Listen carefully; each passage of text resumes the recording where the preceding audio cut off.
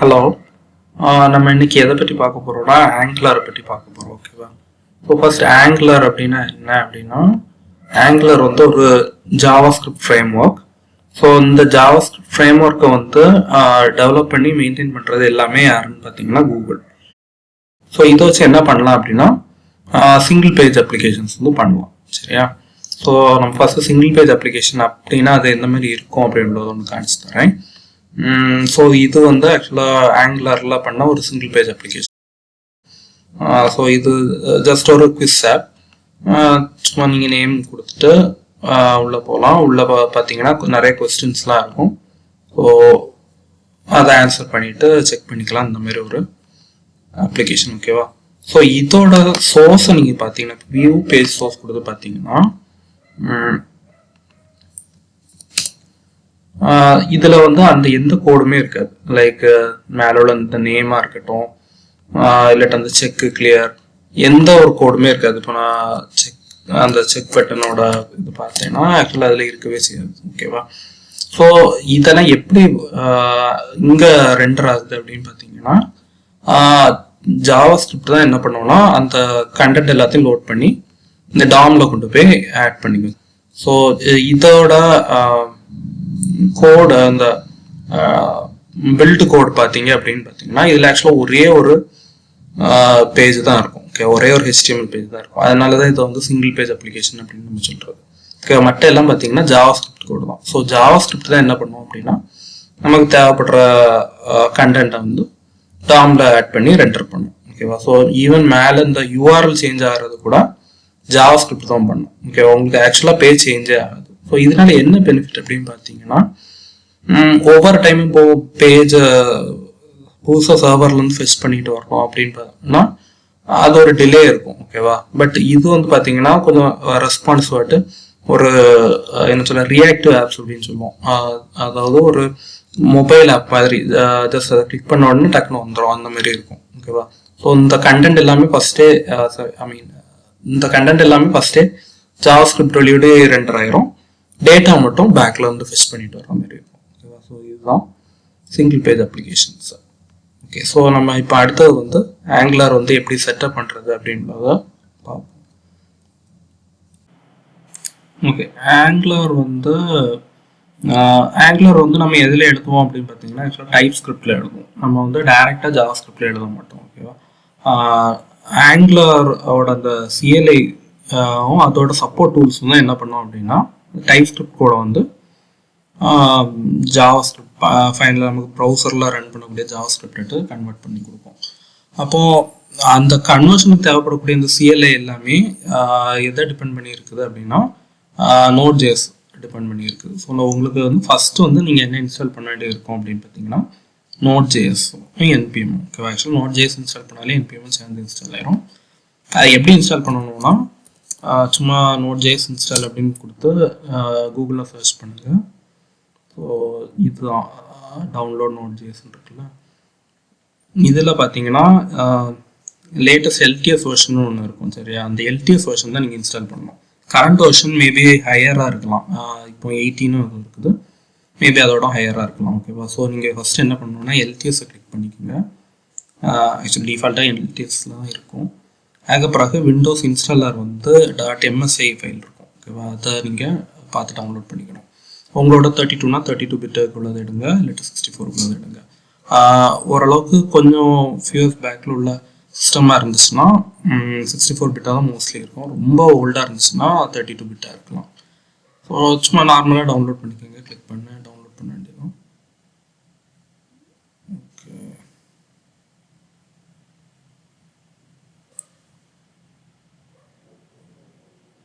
அதுக்கப்புறம் இன்ஸ்டால் பண்ணுறது வந்து சும்மா நார்மலாக எப்படி ஒரு விண்டோஸ் சாஃப்ட்வேர் இன்ஸ்டால் பண்ணுவீங்களோ அதே மாதிரி சும்மா ரன் பண்ணி விட்டு நெக்ஸ்ட்டு ஐ அக்செப்ட் கொடுத்துட்டு நெக்ஸ்ட்னு கொடுத்து இன்ஸ்டால் பண்ணிக்கோங்க. எனக்கு ஆல்ரெடி இன்ஸ்டால் ஆகிருக்கு. ஸோ நான் அதை திரும்ப இன்ஸ்டால் பண்ணலை. ஓகேவா? ஸோ இந்த மாதிரி நீங்கள் நோட் இன்ஸ்டால் பண்ணிக்கணும். நோட் இன்ஸ்டால் பண்ண பிறகு ஆப்ஷனல்லாட்டு நீங்கள் என்ன பண்ணலாம் அப்படின்னா PowerShell இன்ஸ்டால் பண்ணிக்கோங்க. ஆக்சுவலி நீங்கள் PowerShell இன்ஸ்டால் பண்ணலை அப்படின்னா கமெண்ட் ப்ராம்ப்ட்லேயும் கமெண்ட்ஸ் ரன் பண்ணலாம். பட் நான் வந்து பவர் ஷெல், அதுலேயும் பவர் ஷெல்லில் அந்த டைமில் இருக்கக்கூடிய லேட்டஸ்ட் வெர்ஷன் தான் நான் ப்ரிஃபர் பண்ணுறேன். சரியா, அது என்ன சொல்ல, பவர் ஷெல்லில் சில ஃபீச்சர்ஸ் வந்து நல்லா இருக்குது. ஸோ பவர் ஷெல்லுக்கும் அதேமாரி பவர் ஷெல் இன்ஸ்டால் கொடுங்க. கொடுத்தா install power shell on Windows Linux Mac OS click பண்ணிட்டு இதில் நான் விண்டோஸ் யூஸ் பண்ணுறதுனால Windows install power shell on Windows. இதுலேயும் பார்த்தீங்கன்னா ஒரு எம்எஸ்ஐ பேக்கேஜ் இருக்கும். ஸோ இதுலேயும் உங்களுக்கு தேவைப்படுற வெர்ஷனை டவுன்லோட் பண்ணி 64 32 பிட்டோ டவுன்லோட் பண்ணி இன்ஸ்டால் பண்ணிக்கோங்க. ஓகேவா, ஸோ இது வந்து பவர் ஷெல். ஸோ இதுக்கு அடுத்தது தான் நம்ம என்ன இன்ஸ்டால் பண்ண போகிறோம் அப்படின்னா ஆங்குலர் சிஎல்ஏ நம்ம இன்ஸ்டால் பண்ணுறோம். சரி, இப்போது இதில் பார்த்தீங்கன்னா இதுதான் கமாண்ட். சரியா, இப்போ ஆங்குலர் சிஎல்ஏ வந்து நமக்கு நார்மலாகிட்டு ஒரு விண்டோஸ் சாஃப்ட்வேர் இன்ஸ்டால் பண்ணுற மாதிரி பண்ண முடியாது. இதுக்கு நம்ம என்ன பண்ணணும்னா முதல்ல பவர் ஷெல் ஓப்பன் பண்ணிவிட்டு பவர் ஷெல்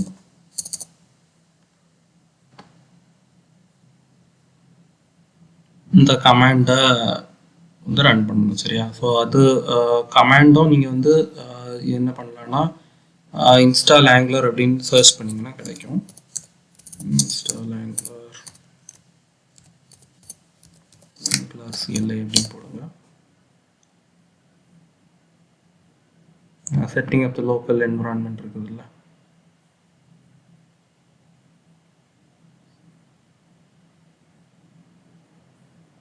இருக்குதுல்ல, இதுதான் command npm install -d angular/cla. So அதை காப்பி பண்ணிட்டு ஓப்பன் பண்ண டெர்மினலில் போயிட்டு பேஸ்ட் பண்ணி ரன் பண்ண வேண்டியது. சரியா, கொடுத்துட்டு என்டர் கொடுக்கணும். என்டர் கொடுத்தீங்கன்னா இன்ஸ்டால் ஆயிடும். ஸோ உங்களுக்கு கரெக்டாக இன்ஸ்டால் ஆகிடுச்சு அப்படின்றத வெரிஃபை பண்ணுறதுக்கு என்ன பண்ணலாம் அப்படின்னா ஆங்குலர் சிஎல்ஐ இன்ஸ்டால் பண்ண பிறகு வந்து உங்களுக்கு என்ஜி கமெண்ட்ஸ் ரன் பண்ண முடியும். சரி, என்ஜி அப்படின்னு போட்டு சில கமெண்ட்ஸ் ரன் பண்ண முடியும்.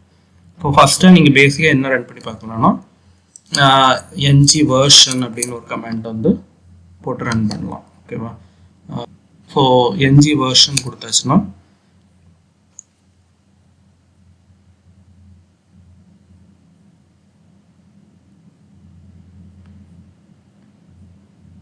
ஓகேவா, இந்த மாதிரி காட்டும் உங்களுக்கு சிஎல்ஏ என்ன வெர்ஷன் அப்படின்ட்டு. ஓகேவா, இந்த மாதிரி வெர்ஷன் காட்டிட்டுனா உங்களுக்கு வந்து கரெக்டாக இன்ஸ்டால் ஆகிடுச்சு அப்படின்னு அர்த்தம். இதுக்கு அடுத்தது வந்து என்ன நமக்கு தேவைப்படும் அப்படின்னா ஒரு கோட் எடிட்டர் தேவைப்படும். சரியா, ஆக்சுவலாக நிறைய கோட் எடிட்டர்ஸ் இருக்குது, பட் காமனாக இப்போ எல்லாருமே யூஸ் பண்ணக்கூடியது விஎஸ் கோட். அதனால விஎஸ் கோட் இன்ஸ்டால் அப்படின்னு போட்டு சர்ச் பண்ணி பாருங்க. விஎஸ் கோட் இன்ஸ்டால் அப்படின்னு போட்டால் டவுன்லோட் விஷுவல் ஸ்டுடியோ கோட் வரும். ஸோ அதுலேயும் போயிட்டு உங்களோட இப்போ எனக்கு விண்டோஸ்னால இது பண்ணணும். அதில் யூசர் இன்ஸ்டாலர் 64 பிட்னா 64 இல்லாட்டா 32 கொடுத்து டவுன்லோட் பண்ணி நார்மலாக எப்படி ஒரு விண்டோஸ் சாஃப்ட்வேர் இன்ஸ்டால் பண்ணுவீங்களோ அதேமாதிரி பண்ணிக்கலாம். சரியா, ஸோ இதுதான் வந்து இதோட செட்டப் ப்ரொசீஜர்.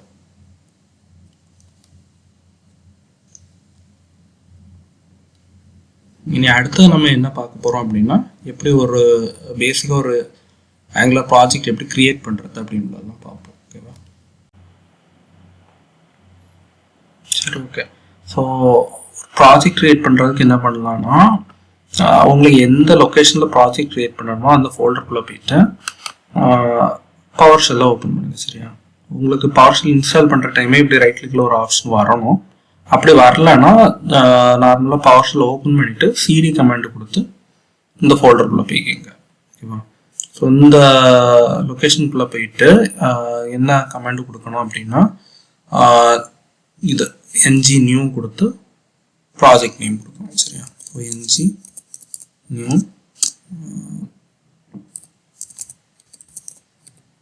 சாம்பிள் அப்படின்னு கொடுத்து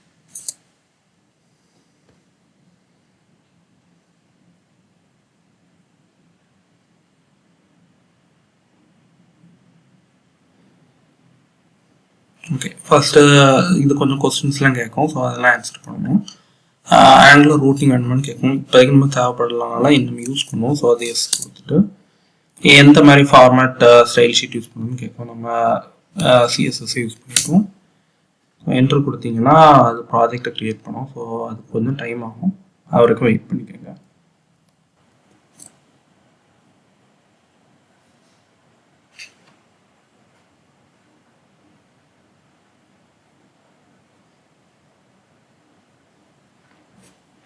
சரி, ஓகே. நம்ம ப்ராஜெக்ட் வந்து க்ரியேட் ஆகிடுச்சு.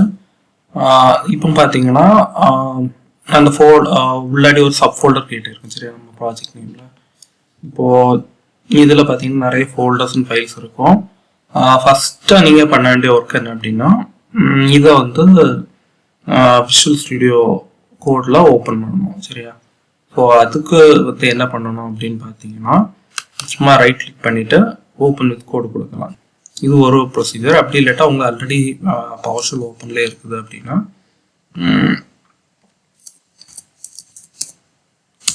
என்ன பண்ணலாம்னா, எல்எஸ் கொடுத்தா என்னெல்லாம் ஃபோல்டர் இருக்குன்னு தெரியும். ஸோ சாம்பிள் ஆப் ஃபோல்டர் இருக்கு. ஸோ சிடி சாம்பிள் ஆப் கொடுத்துட்டு ஆப்ல போயிட்டு கோட் ஸ்பேஸ் டாட் கொடுத்தாலும் ஓப்பன் ஆகும். சரியா,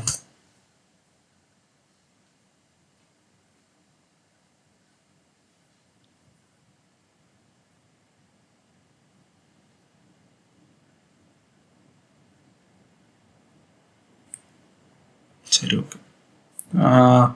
இது ஓப்பன் ஆகிட்டு இது இனி உங்களுக்கு டெர்மினல்லாம் ஓப்பன் பண்ணணும். ஒவ்வொரு டைமும் நீங்கள் கமெண்ட்லாம் ரன் பண்ணணும்னா பவர்ஷெல்லில் போய் புதுசாக ஒரு பவர்ஷெல் விண்டோ ஓப்பன் பண்ணணும்ல, இதுக்குள்ளே டெர்மினல் இருக்கும். மேலே டெர்மினல் கிளிக் பண்ணி நியூ டெர்மினல் கொடுத்துட்டிங்கன்னா டெர்மினலும் ஓப்பன் ஆயிரும். ஓகேவா, ஸோ இதை வந்து இப்போ நமக்கு ரன் பண்ணணும். இந்த ப்ராஜெக்ட் இது சும்மா அது ஜென்ரேட் பண்ண ஒரு சாம்பிள் ப்ராஜெக்ட் தான். இதை ரன் பண்ணுறதுக்கு என்ன பண்ணணும் அப்படின்னா, என்ஜி சர்வ் அப்படின்னு ஒரு கமெண்ட் இருக்குது, அதை கொடுக்கணும். சரியா, என்ஜி சர்வ் போட்டு சர்வ் கொடுத்தாலே ரன் ஆக தொடங்கிறோம். பட் அது ப்ரௌசரில் உங்களுக்கு ஓப்பன் ஆகி காட்டணும்னா டேஷ் ஓ கொடுக்கணும். ஆக்சுவலாக சர்வும் நீங்கள் ஃபுல்லாக டைப் பண்ணணும் இல்லை, வெறுமே எஸ் மட்டும் கொடுத்தாலே அது சர்வ் கமெண்ட்டுக்கு எடுத்துக்கும். அதுக்கப்புறம் ஸோ இது ஃபஸ்ட் டைம் வந்து பில்ட் பண்ணி ரன் பண்ணதுக்கு கொஞ்சம் டைம் ஆகும்.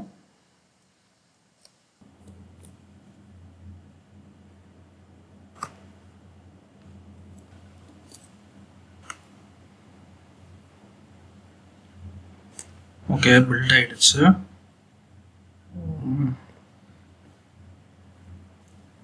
ஓகே, இது ரன் ஆயிட்டு.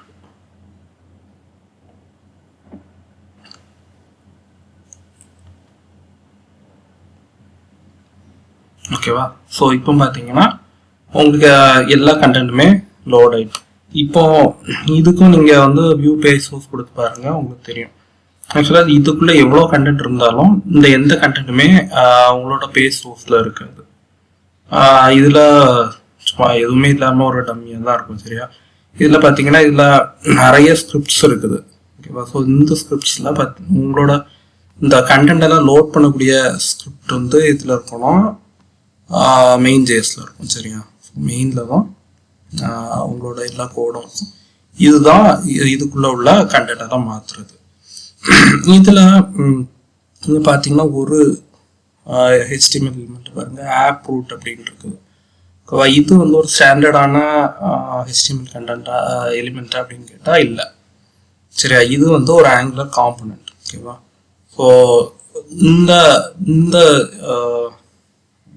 என்ன சொல் இந்த எலிமெண்ட்டுக்குள்ளே தான் உங்களுக்கு மொத்த கண்டென்ட்டுமே இது லோட் பண்ணி வச்சுருக்கோம். ஓகேவா, இதை சோர்ஸ் கொடுக்கறதுக்கு பதிலாட்டு இன்ஸ்பெக்ட் கொடுத்தீங்கன்னா அது கூட தெரியும். இதில் பார்த்தீங்கன்னா ஆப் ரூட் இருக்குது. ஆப் ரூட்டுக்குள்ளாடி தான் எல்லாத்தையும் உங்களுக்கு டூல் பாரு இடையில உள்ள கண்டென்ட் எல்லாத்தையுமே அப்பன் பண்ணி வச்சுருக்கு. சரியா, ஸோ இது வந்து எப்படி நடக்குது அப்படின்றதையும் அந்த ஃபோல்டர் ஸ்ட்ரக்சரையும் பற்றி நம்ம லைட்டாக இப்போது பார்க்கலாம். லைக் இதில் பார்த்தீங்கன்னா இப்போ இதில் நிறைய ஃபைல்ஸ் இருக்குது. இதில் வந்து package.jsonல வந்து என்ன இருக்கும் அப்படின்னா, நீங்கள் பிறகு ஏதாவது பேக்கேஜஸ் இன்ஸ்டால் பண்ண இருக்கும். இப்போதைக்கு ஜஸ்ட் ஆங்குலரோட பேக்கேஜஸ் மட்டும் இருக்கும். சரியா, இதை தவிர angular.json ஒன்று இருக்கும். இதில் ஆங்குலரோட செட்டிங்ஸ்லாம் இருக்கும். இதெல்லாம் பற்றி நம்ம வந்து கொஞ்சம் டீட்டெயிலாக பார்க்கலாம். சரியா, AngularJSON ப்ரௌசர் லிஸ்ட் எல்லாம் பற்றி பார்ப்போம். இப்போதைக்கு பார்த்தீங்கன்னா இதில் நமக்கு ஒரு எஸ்ஆர்சின்னு ஒரு ஃபோல்டர் இருக்குது. இதுக்குள்ளே தான் நமக்கு மெயின் கோடு எல்லாமே இருக்கும். இப்போ எஸ்ஆர்சிக்குள்ளே பார்த்தீங்கன்னா அதில் வந்து ஒரு index.html இருக்குது, ஒரு main.ts இருக்குது, பாலிஃபில் ஸ்டைல்ஸ்லாம் இருக்குது. சரியா? ஸோ இது நம்ம இவ்வளோ நாளும் சிங்கிள் பேஜ் அப்ளிகேஷன் அப்படின்னு சொல்லிட்டு இருந்தோம்ல, அதில் உள்ள அந்த ஒரு சிங்கிள் பேஜ் எது அப்படின்னு பார்த்தீங்கன்னா இந்த index.html தான். ஓகேவா? இந்த index.html தான் என்ன சொல்றதுக்கு உங்களுக்கு கண்டென்ட்லாம் இருக்குது. இப்போ இந்த இதையும் பாருங்கள், இதுலேயும் அந்த ஆப் ரூட்லாம் இருக்குது. ஸோ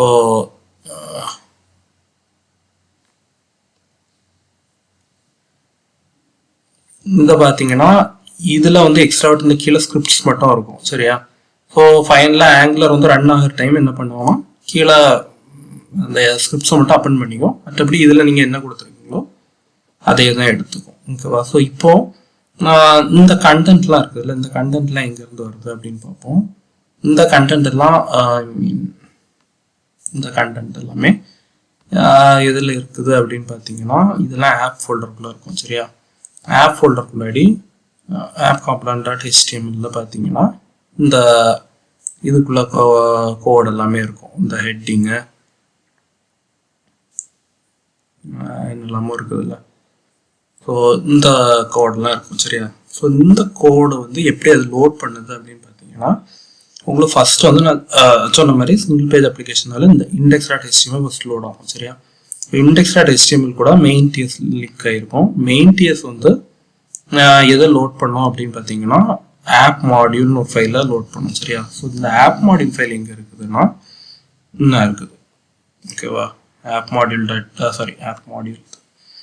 ஓகே, இந்த ஆப் மாடியூல் ஃபைலை லோட் பண்ணி விடுவோம். மெயின் டிஎஸ் வந்து ஆப் மாடியூல் ஃபைல் லோட் பண்ணும். சரியா? இப்போ ஆப் மாடியூலில் வந்து நம்ம என்ன பண்ணியிருப்போம் அப்படின்னா மேலே பார்த்தீங்கன்னா என்னெல்லாம் காம்பனண்ட் உள்ள எல்லாத்தையுமே நம்ம ரெஜிஸ்டர் பண்ணி எடுத்து வைப்போம். ஸோ இவ்வளோத்தையும் நம்ம இப்போதைக்கு இருக்கிறத அப்படியே மறந்து விட்டுருவோம். சரியா?